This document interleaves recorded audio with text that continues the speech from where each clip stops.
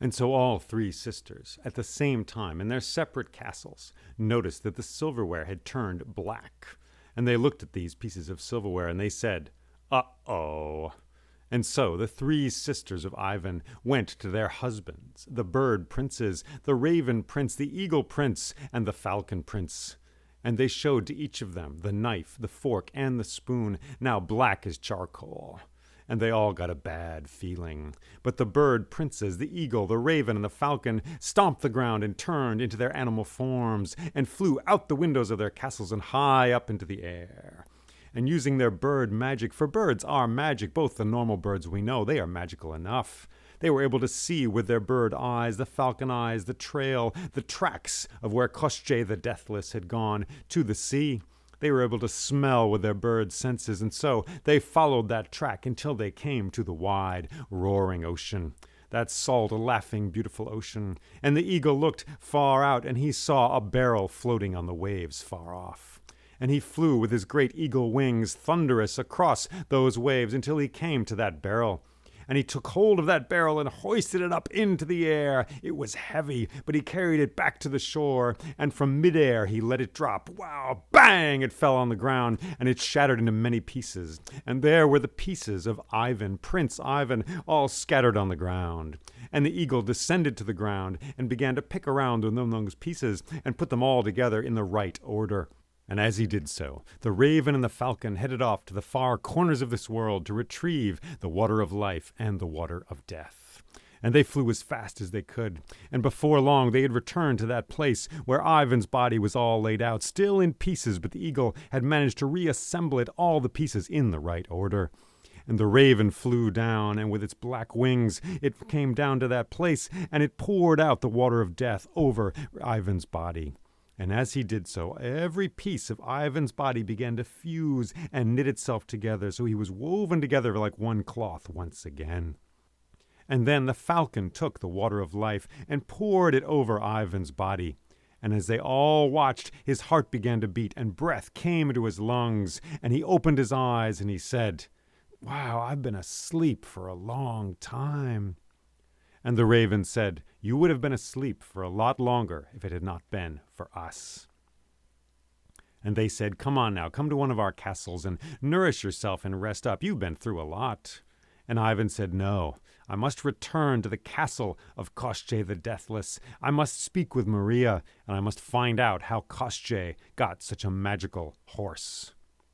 So he set off, on foot this time, without a horse, and it was slow going. And he walked away from that ocean, and he walked across the sand. He walked across low hills. He walked through forests where the lichen dreams for 1,000 years upon the stones. He walked through darkness and through light. He hungered and he was full. He scavenged and snarled his way forward.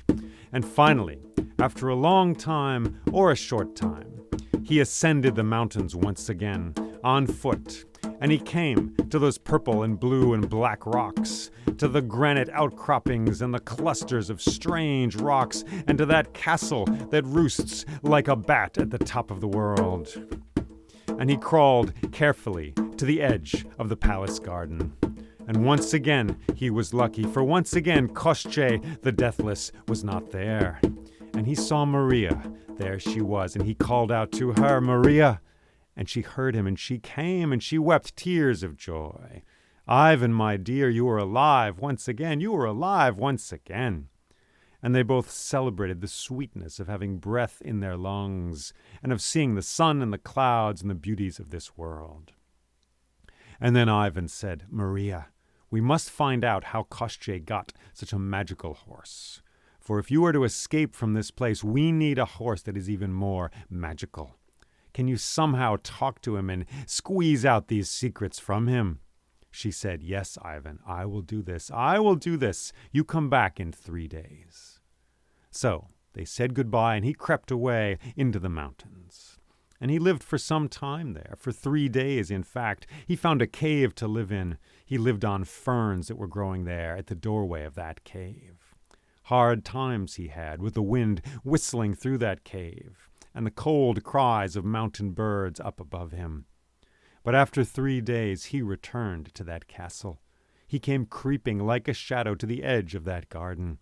Once again Koshchei was not there. Maria was there. He whistled to her, and she came, and she said, "Ivan, I have spoken with Koshchei. I gave him a lot of wine one night, and I squeezed out the secrets from him.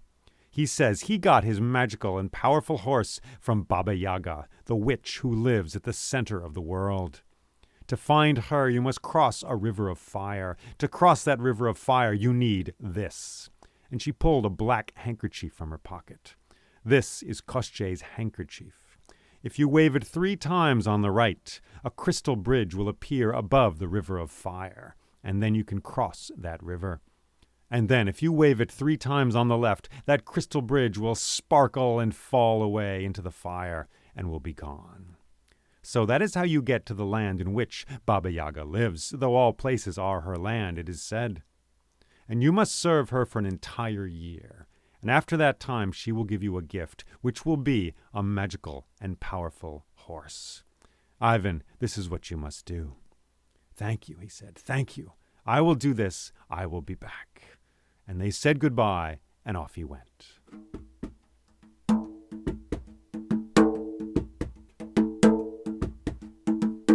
Well, long are the journeys of this world, and they occur in time and they occur in space.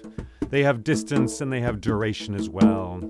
And some journeys are like feathers floating down from birds we never see. And other journeys are like grains of sand piled atop other grains of sand. And some journeys are empty bottles, and some journeys are dark medicine that we swallow down, knowing that somehow it nourishes us deep in our bones. So Ivan had a journey. So he traveled on foot down from those high mountains, through the forests, where the wind goes whispering through the leaves of the oak and the maple trees. So he traveled across sandy deserts, where the sand speaks to itself in equations of dryness and salt and darkness and light. So, finally, after a long time, he came through a forest near dusk, and he saw far ahead a light that was not the light of the setting sun, and was not the light of the rising moon, and was not the light of someone's campfire, but a broad, shining, flickering, dancing orange light coming at him through the trees. Closer and closer he went, through the pine trees, the darkness gathering around him, and there, lighting up his face and all the sky, was the river of fire. We are used to rivers of water that flow and move with the calm, cool beauty of water. But this was a river of fire. Jagged and straggly and screeching and loud and shrieking with color and light. Like an elixir made from old stars poured into that river valley. It cackled and laughed and boiled as it went down through the river valley. And Ivan was scared, but still he took out that black handkerchief and he waved it 3 times on the right. And as he watched, a crystal bridge appeared in the air, growing from one side of that river of fire to the other. It looked like broken icicles all stuck together. It grew like crystals grow, laughing and cackling as it grew. And finally, there was a great span of crystal rock from one side to the other. And then, carefully, he set foot upon that bridge. Do you know what it is like to walk on a crystal bridge over a river of fire? Well, perhaps you can feel it somehow inside your eyelashes, inside the soles of your feet. He looked down through the bridge, for the bridge was clear, and he could see the flames boiling and shimmering down there below him. But the bridge was strong. So, carefully, as if in a dream, he walked from one side of that bridge, across the river of fire, and down the other side. And then, with a sigh of relief, he put his feet down on the pine needles on the opposite shore.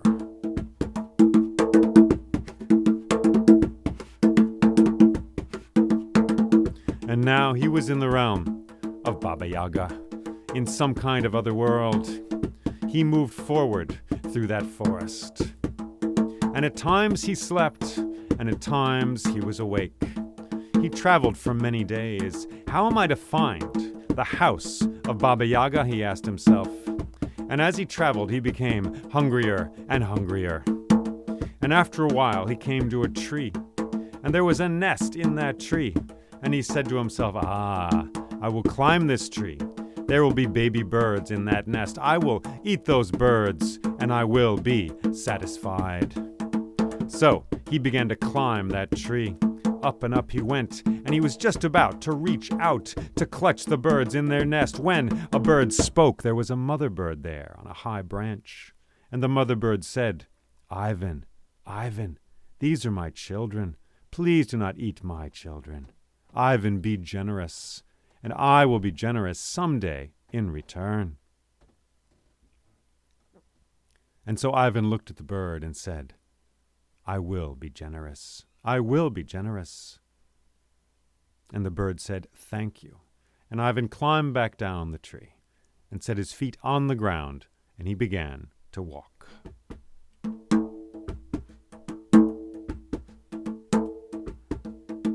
And he walked for a long time, or for a short time. But his hunger was with him, like a constant, scrawny dog, nipping at his heels. His hunger grew as time grows, as time is a flower on a branch, so our hunger breathes and sings within us. And before long, he was quite hungry. And he was walking through the forest when suddenly he saw a bear cub in that forest. And he said to himself, I can kill this bear cub, roast it on a fire, and I will be satisfied. So he took out his sword, and he began to approach carefully that bear cub. But then suddenly the mother bear crept out from behind a tree and growled, and she spoke and said, Ivan, Ivan, I don't think you should eat my cub. Ivan, Ivan, do not eat my bear cub. Do not eat my child. For if you did so, I would have to hunt you down, and one of us surely would die. No, instead, I ask you to promise me not to eat my child. I ask you to be faithful to that promise, and someday I will be faithful to you. So Ivan sighed and put his sword away, and he said, I will be faithful.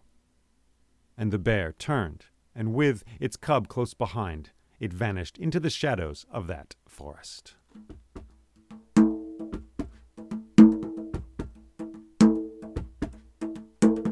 Well, he journeyed for a short time or for a long time, and hunger continued within him, like a song that he just could not stop. And before long he came to a tree, and around this tree there was a buzzing, murmurous sound. And there was a crack in that tree, and the bees were going into this crack and coming back out again, and going in and coming back out again. And he said to himself, if I reach into this tree, perhaps if I cut this tree down, I can eat some of the honey in this tree, and I will be satisfied. So he approached that tree, intent on getting the honey from that tree. But then the queen bee spoke, and she said, Ivan, do not take our honey. Ivan, do not take the fruit of our labors. No, I ask you to be kind, and someday we will be kind to you. And Ivan said, all right, I will do that. I will do that, for I am in a strange land, and I need all the help I can get. Yes, said the queen bee, and I have advice for you. When you get to Baba Yaga's house, when you serve her for an entire year, then what you must do is accept a gift from her, and if she gives you a choice, the gift you should choose is the sorriest, sickest, oldest, mangiest horse you can find. There is a horse in her stable, and it is a sick, old horse. That is the horse which you should pick. Do not pick a good horse. Pick the worst, sorriest, oldest horse you can find. That is my advice to you. Goodbye. And the bees buzzed away.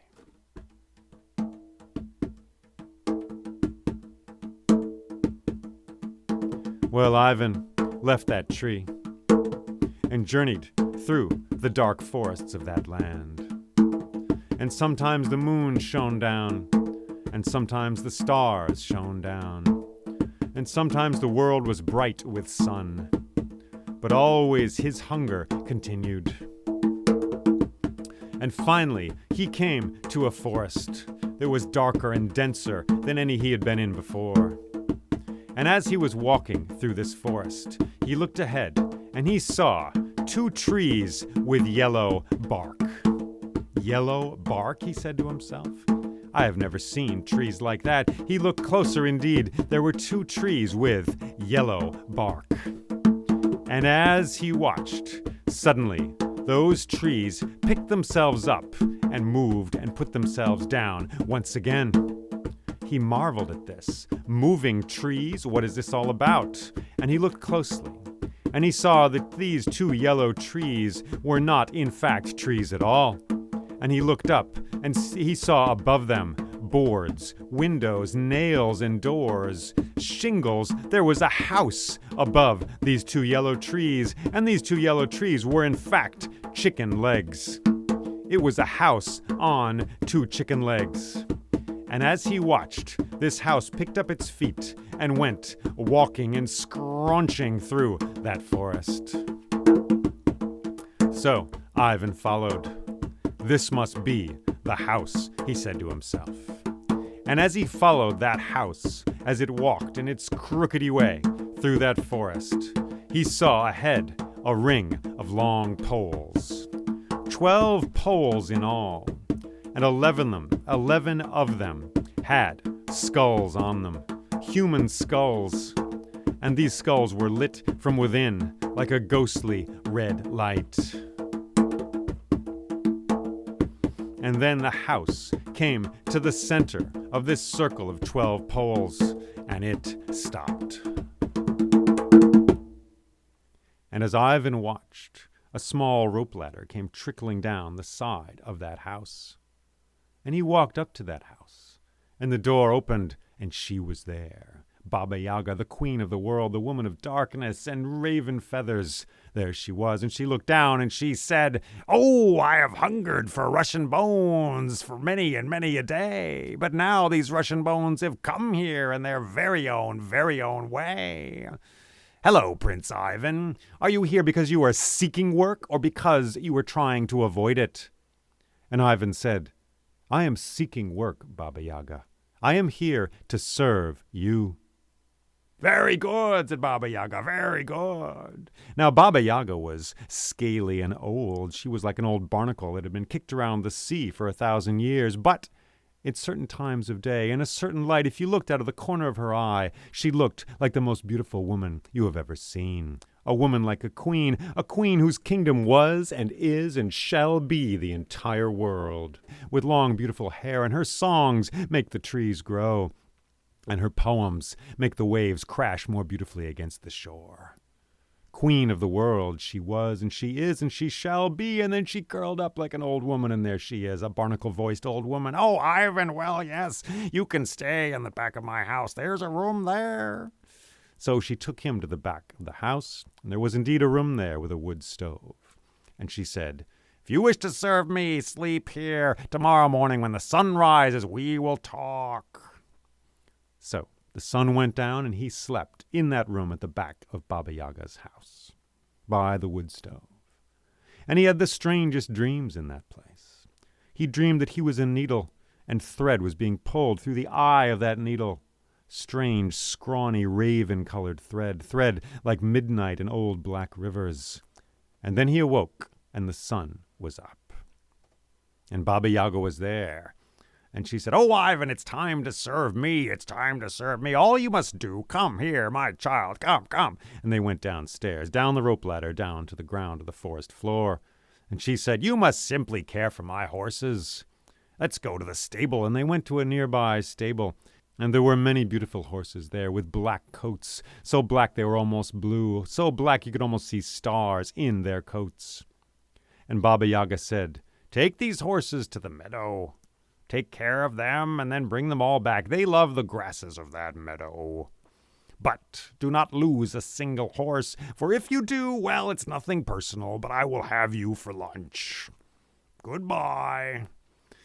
And so she disappeared, and he took those horses off to the meadow. And as soon as he got to the meadow, what did those horses do? But they bolted and scattered in all directions. Bam! They went every direction of the compass. He could not find them. He thought it would be no problem. They're just horses after all. I'm a man. I've got a brain. I've got strength. I can figure this out. But no, the horses vanished. You know how it is when you have a task that you cannot do, that you think you can do, but suddenly becomes impossible. So he looked all around for those horses. They could not be found. And finally he gave in to weeping. Early in the afternoon he succumbed to sadness, and then a sleep fell upon him. A sleep? Yes! In this strange world where Baba Yaga lives, a sleep descended upon him. A deep sleep in the afternoon. And then he was awoken by the fluttering sounds of birds' wings. And there was a bird right there. And the bird said, "Ivan, Ivan, wake up. Ivan, we have been generous." And he looked and opened his eyes, and all the horses were around him, chewing on the grass. And the bird who he had helped was there as well. And then it flew away. And Ivan said, "Wonderful, wonderful." And he took the horses and he led them back to the house of Baba Yaga. And he got there, and Baba Yaga saw that he had all the horses, and she said, "Oh, so you've done very well, but still, how tasty your bones do smell." And he said, "Yes, indeed." She said, "Yes, indeed, here they all are." "Well, go to your room, my boy. Thank you, you've done me well today." And he went off to the room with a wood stove. And she took her horses to the stable. And as she walked them there, she spoke to them and said, "You dumb horses, I told you to get lost like the wild wind." And they said, "Baba Yaga, how could we get lost when birds were pecking at us from all sides? We had no choice. We had to come back to that boy." "All right," she said. And she put them in the stable, and she too slept. Well, the next day the sun rose and a new day dawned. And once again there was another task. And Baba Yaga said, "You did well yesterday, but today I want you to bring my horses to the forest. There are some beautiful flowers there that are very good for them. Magnesium in those flowers is very good for their bones. Take them there and then come back, and if you lose any, well, it's nothing personal, but I will have you for dinner." So off he went with those horses. And he thought to himself, "Today I will be like iron. Today I will be so sure about hanging on to these horses. I am not going to lose a single horse, for I know they are wild horses. They are like a riot made of feathers and fur and hooves and eyes." He went to that forest. And as he did so, what do you expect? Bang! They all got lost, all scattered in all the directions, behind the trees, this way and that. He could not find those horses anywhere. It seemed that he could, but he could not. And once again he succumbed to sadness. Once again he succumbed to sleep. And he slept a deep sleep in the afternoon in that otherworldly forest. And then he was awoken by the growling of a bear. And he opened his eyes, and there was the bear who he had helped, whose child he had refused to eat. And the bear said, "Ivan, Ivan, I have been faithful. Look, I have been faithful." And Ivan looked around, and all the horses were there, gathered by the bear. And the bear turned and went away. And Ivan breathed a great sigh of relief and took those horses and took them back through the forest, leading them to the house of Baba Yaga, that chicken leg house. And she was there. "Oh, again, you've done very well, but still, how tasty your bones still do smell. Arg." And then he went off to the room with a wood stove, and she led the horses to the stable. And she spoke to them once again. "You dumb horses, I told you to get lost in that forest." "How could we do that?" they said. "How could we do that? Bears were coming from all sides, growling at us. We had no chance. We had to go back to that young man there." "All right," said Baba Yaga. Well, everyone slept for another night. And the third day came, and the sun rose. And on this day Baba Yaga greeted him again and said, "You've done very well, but now you must take my horses to the sea. They need the sea air in their nostrils. It puts some wildness in their hearts which they need so dearly. Take them there and then bring them back. And if you lose any, of course, it's nothing personal, but I will have you for breakfast tomorrow morning."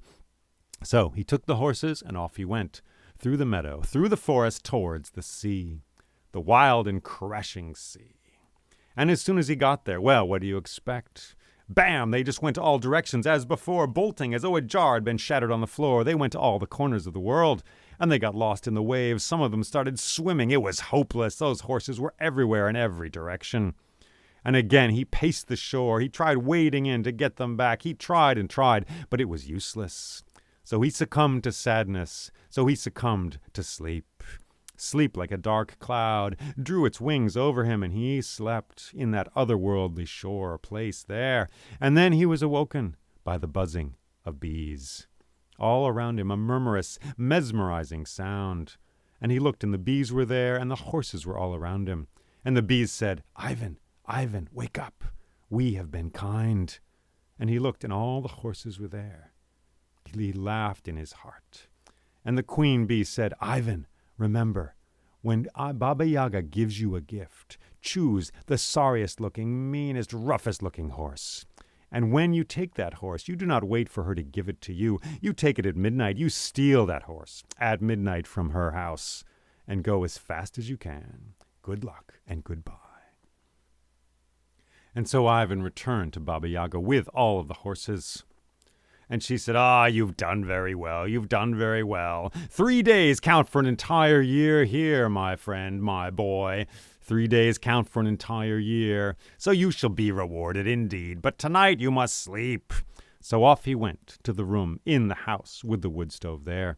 And she led her horses off, swearing and cursing at them. "You horses, I told you to get lost. Why didn't you get lost, you dumb horses?"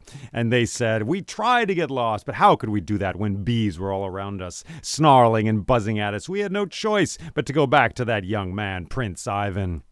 Yeah, she said, and she took them to the stable. Well, Ivan went to his room to sleep, but he did not sleep. But he waited through the night hours, as the wind whirred in the branches of the trees around, as the birds, the few last birds, sang in the darkness and went to sleep, and the stars came out and cast down their beautiful, luminous, and silent music onto the earth. But Baba Yaga, she did sleep. So when the midnight had come, when the darkest hour of that night had arrived, Ivan crept out of his room, and down the rope ladder, and through the forest, walking, the pine needles beneath his feet.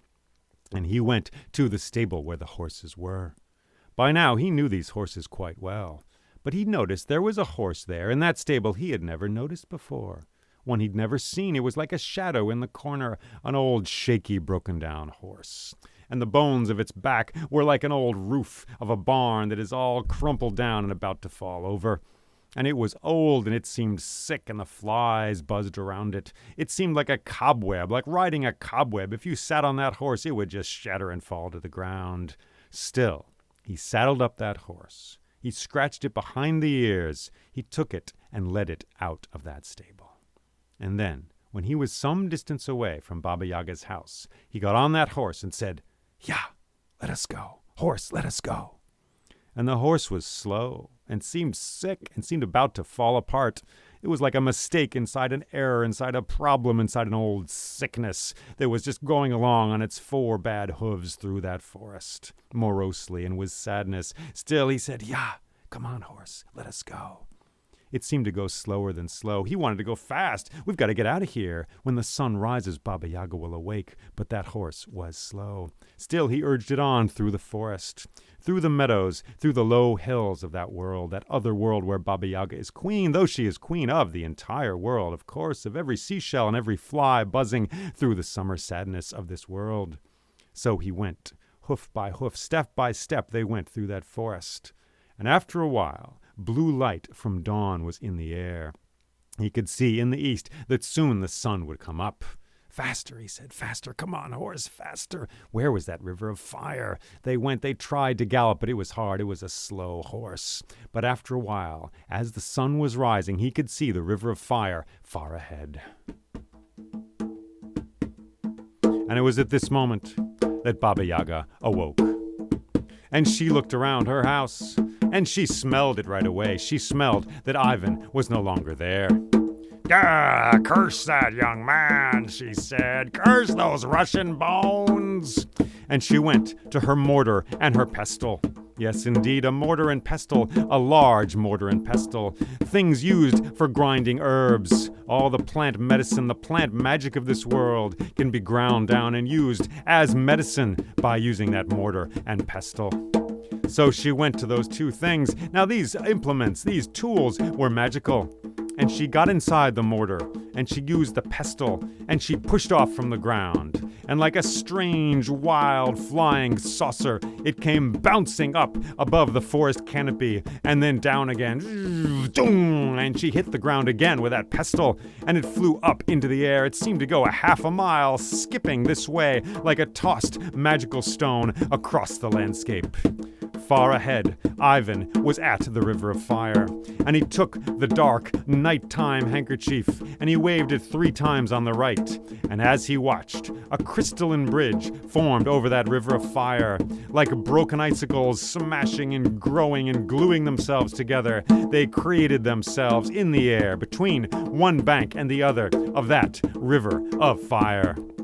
And then, carefully, urging his horse forward, scratching it behind the ears, he said, "Come on, horse, come on, let us go across this bridge. It is a good bridge, let us go." And the horse took one shaky step after another onto that bridge. And through the glass of that bridge, Ivan could see the flames boiling and rising and seething below them both of the river of fire. And then they got to the middle of the bridge, and he could see far off, and behind him the sun was rising, and there was the forest in all its splendor, and then something rose above the trees. And it was Baba Yaga. "Come on, horse, come on, let's go, faster, we can do it, we can do it." And the mortar and pestle whizzed and whirred through the air, down into the trees again. Doosh! She pushed off with that pestle. Up it came, rising. "I'm coming for you, boy," she says. And then he goes faster. "Come on, horse, we can do it." Past the midpoint of that bridge they go, down the other side. Don't slide, don't stumble, don't fall. Please, horse, don't fall, don't stumble. The river of fire is hot, hot, hot. The waves of it make the air get all glassy and gluey around him. He goes down the side of that bridge. Down and down he goes, and then behind him, finally Baba Yaga arrives at the other shore, just as Ivan gets that horse, urges it, and that horse carries him down to the other side, the other shore of that river of fire. And there are pine needles under his feet, and he says, "Yeah, let us go!" And the horse begins to walk, tries to gallop through the trees. And behind him, Baba Yaga pushes off with her pestle. And up she goes into the air. As she is in the air, Ivan turns and he waves that handkerchief 2 times on the left.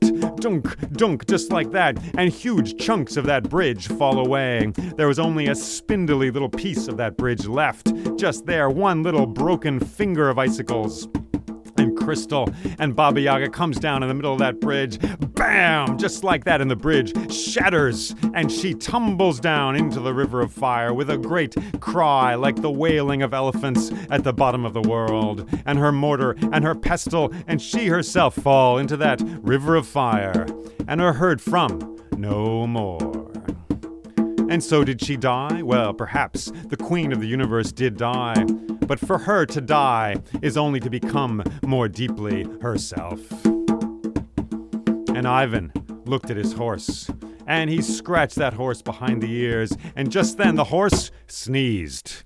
And the horse sneezed, and as the horse sneezed, suddenly all of it turned gold. The horse was gold from the tip of its nose to the tip of its tail. Every hoof, every hair, every eyelash of that horse was bright gold. And suddenly it was strong and muscular and magical. It seemed to glow with the light of the sun itself. And Ivan said, "Aha!" And he said, "Yeah, let us go." And off they went, he on that horse, towards the castle of Koshchei the Deathless. And now they journeyed magically, very quickly, over the forests of this world, through the meadows where the grass whispers with wind, through the swamps and the marshes of this world. Up and up they went, up towards the high mountains. And they came in no time at all. They came to that great castle where Koshchei the Deathless lives. That castle of blue and purple stone. And once again, Ivan was lucky, for Koshchei was not there. But Maria was there in the garden, and he said, "Maria, come, I have a horse more magical than Koshchei's horse." Oh, Ivan, she said, "I am so glad to see you once again. Let us go, let us go." And she jumped onto the back of that horse. And off they went.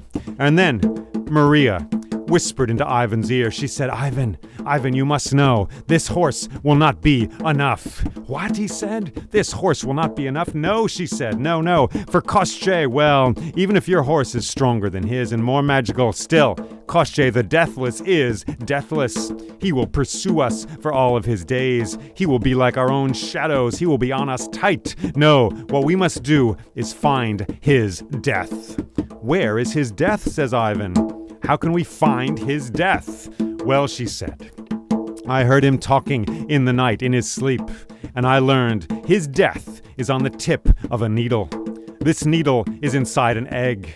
That egg is inside a duck, and that duck is inside a rabbit.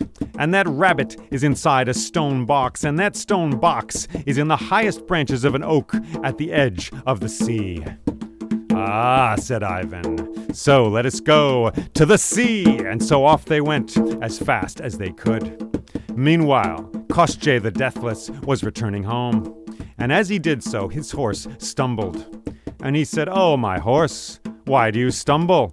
Is there a stone beneath you, or has something happened at home, some trouble brewing there?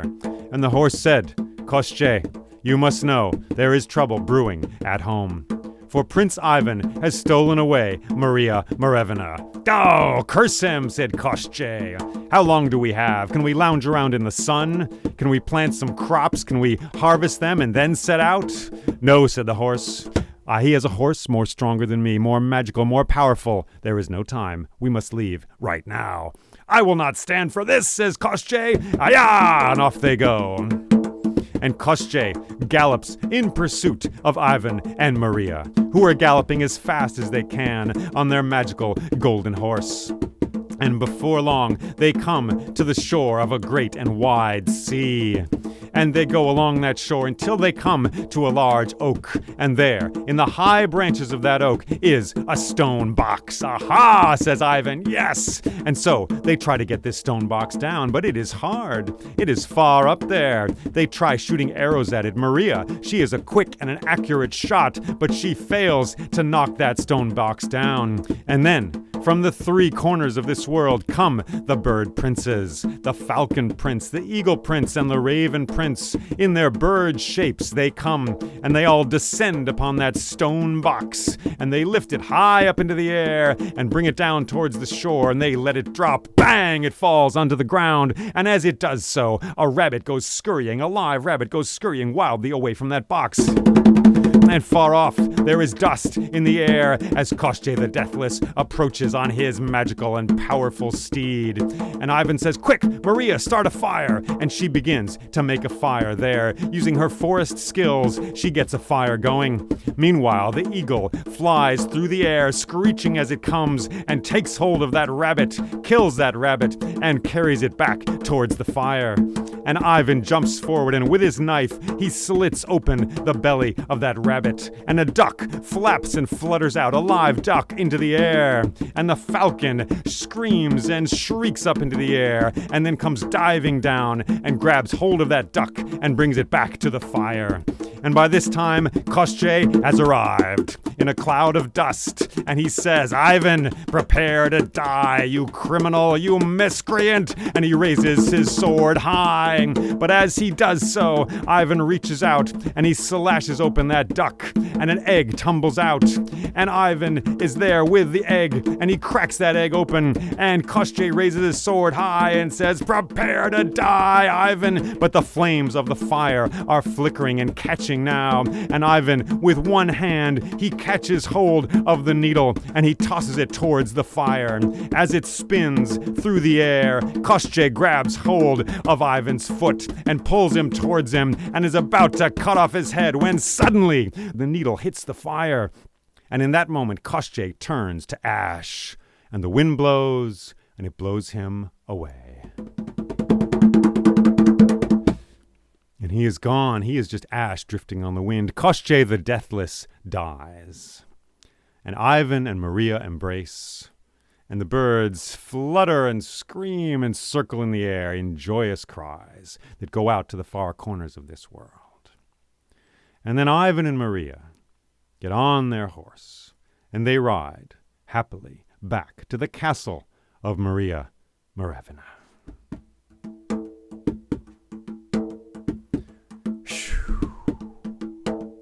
And there is a grand celebration in that castle. And the Falcon Prince is there. And the Eagle Prince and the Raven Prince are all there. And Ivan's 3 sisters attend as well. Anna, Elena, and Olga. It is a beautiful feast there in that castle. There is purple music at this feast. There is laughter coming down out of the air as people tell jokes so funny they will last for 1,000 years.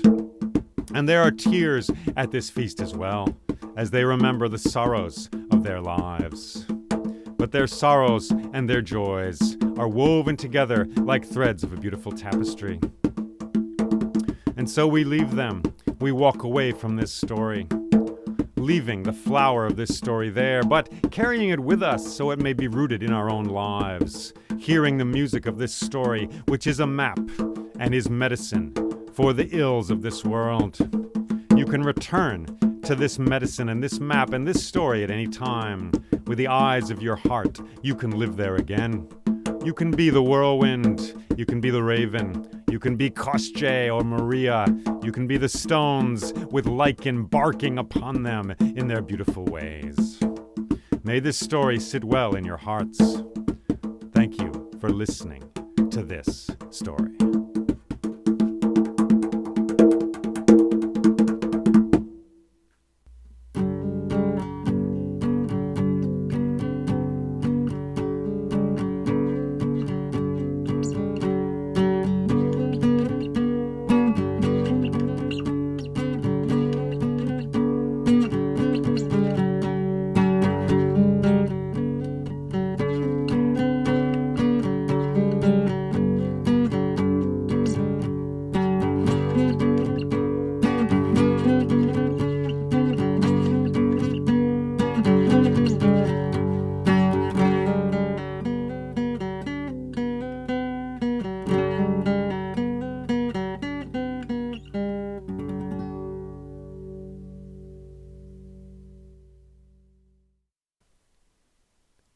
When have you had to deal with Baba Yaga? When have you met her in the forest? And how were you changed by that experience? Those are questions to get us into this story. Baba Yaga, the witch in these Russian stories, always given the same name. Witch is too simple a word. She's a power, an eternal force. She can kill you, and she also transforms you. Ivan is transformed in this story. In the first part, he opens that door because he longs to see things. What's in that closet, right? Who wouldn't want to know what's in the closet? Who wouldn't want to know? In the second part of the story, I think he grows by his encounter with Baba Yaga.